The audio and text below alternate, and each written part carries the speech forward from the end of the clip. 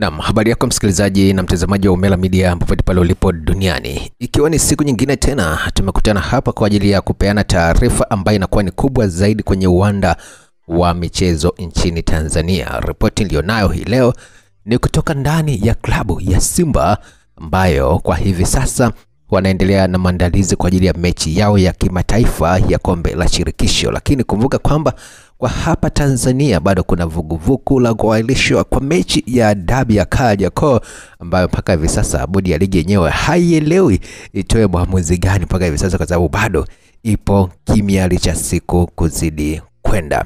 Lakini afisa habari kwa maana meneja wa kitengo cha habari na mawasiliano Ahmed Ali wa Simba Sports Club huyo amesema kwamba mashabiki kwa hivi sasa inabidi waendelee kuwa wapole kuhusiana na yale mambo yote ambayo yanakuwa yanaendelea kuhusiana na dabi ya Kariakoo, kuhusiana na kama ni issue za mechi kuchezwa au kutokuchezwa, basi kwa sasa inabidi wawe wapole na wasubiri maamuzi ambayo yatakuwa yametolewa na mamlaka za soka nchini Tanzania kwa maana ya bodi ya ligi pamoja na TFF. Sasa ukweli ni kwamba mpaka hivi sasa mashabiki wa Simba wao hawazungumzi sana kama ambavyo wanazungumza mashabiki wa Young Africans ambao wao wanaona ni kama kuahirishwa kwa ile mechi walionewa sana na mechi ilitakiwa kuchezwa. Lakini kwa Simba Sports Club wao wanaona kama mambo ni shwari tu, kwa sababu kwanza hata kabla mechi yenyewe wao walikuwa tayari wameshatangaza kwamba hawatokwenda uwanjani kwa ajili ya kwenda kucheza. Lakini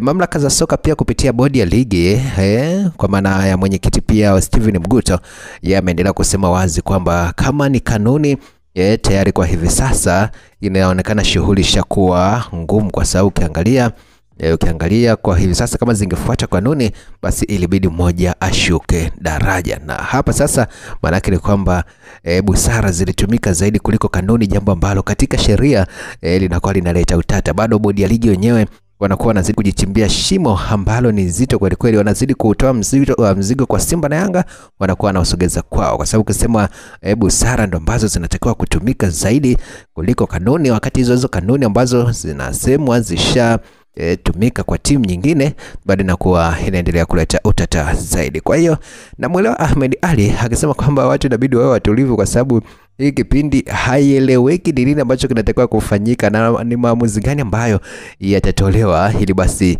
hii mechi iweze kurudiwa tena, kwa sababu mwisho wa siku ni kwamba hii ni mechi ambayo ipo kwenye ratiba ya ligi. Sasa haiwezekani ligi ikaisha bila mechi ya Simba na Yanga kuto kuchezwa. Sasa isipochezwa maana yake ni kwamba ligi inakuwa haijakamilika.